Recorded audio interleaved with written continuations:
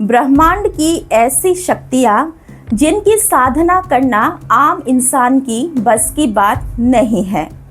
जहाँ रात के सन्नाटे में, रात के अंधेरे में लोग सोते हैं, वहीं तांत्रिक तथा साधक सदियों से इन रात्रियों में गुप्त रूप से माँ के 10 रूपों का अर्थात 10 महाविद्याओं की साधना करते आ रहे हैं। तांत्रिक तथा साधक सदियों से लोगों से छुपा के यानी गुप्त रूप से 2 ऐसी नवरात्रियां मनाते आ रहे हैं जिसे कहा जाता है गुप्त नवरात्रे। साल में 4 नवरात्रियां होते हैं।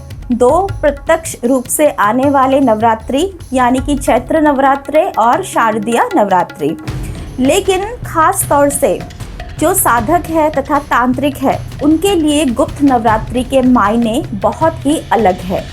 लेकिन एक साधक या फिर सच्चे साधक या फिर जो तांत्रिक है उनके लिए हर दिन हर रात ही नवरात्रि से कोई कम नहीं होता है। लेकिन फिर भी माना जाता है कि गुप्त नवरात्रि में अपनी अपनी शक्तियों को बढ़ाने के लिए साधक तथा तांत्रिक हमेशा से सदियों से साधना करते आ रहे हैं, जिसे गुप्त नवरात्रे कहा जाता है, जो कि साल में माघ मास में आता है और दूसरा गुप्त नवरात्रि आता है आषाढ़ के महीने में। लेकिन इस गुप्त नवरात्रि के गुप्त साधना के पीछे का रहस्य क्या है? क्यों माँ आदिशक्ति की 10 महारूप अर्थात महाविद्याओं की पूजा इन गुप्त नवरात्रियों में किया जाता है? आइए इस वीडियो में जानते हैं और वीडियो को बिल्कुल भी आप स्किप मत कीजिए, अंत तक ज़रूर देखिएगा, क्योंकि अंतिम में जिस महाविद्याओं के विषय में आपसे कहूँगी वो सुनते ही आप हैरान हो जाओगे। इस यात्रा की शुरुआत होती है सबसे मुख्य देवी माता काली के रूप से। काली शब्द आया है काल से, जिसका मतलब है समय। माँ काली इस ब्रह्मांड की संहारिणी भी है और समय की देवी भी है। इनका रूप भयानक ज़रूर है, पर ये अपने भक्तों के अहंकार का नाश करती है। इनकी पूजा करने वाले को दुनिया की कोई भी बुरा साया या दुश्मन छू भी नहीं सकता है। दूसरी महाविद्या है माँ तारा। माँ तारा दिखने में माँ काली जैसी ही दिखती है, लेकिन माँ का रंग नीला है। इन्हें तारनहार कहा जाता है। वो देवी जो अपने भक्तों को घोर संकट और सदियों के दुखों से बाहर निकाल ले जाती है। जो लोग ज्ञान और तीव्र बुद्धि चाहते हैं वो माँ तारा के इस गुप्त रूप की आराधना करते हैं। तीसरी महाविद्या है माँ कामाख्या अर्थात माँ त्रिपुर सुंदरी, जिन्हें ललिता या षोडशी देवी भी कहा जाता है। ये तीनों लोकों में सबसे सुंदर है।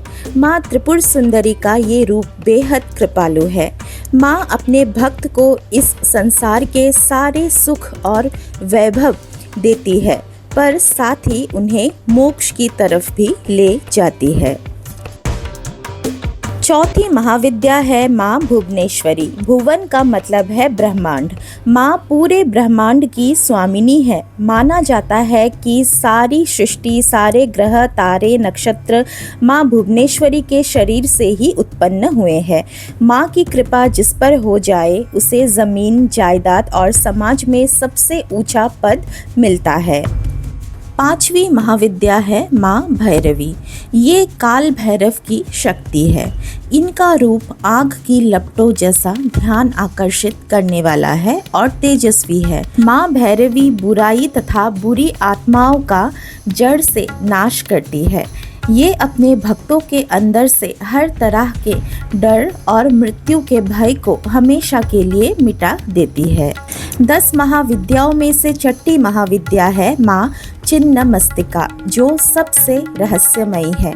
उन्हें प्रचंड चंडिका भी कहा जाता है। धार्मिक मान्यताओं के अनुसार एक बार जब माँ की सखियों को घोर भूख लगी थी तो माँ ने अपना सिर काट दिया था। उनके गले से निकले रक्त की 3 धाराओं में से 2 उनकी सखियों ने पी ली और एक धारा खुद माँ ने पी।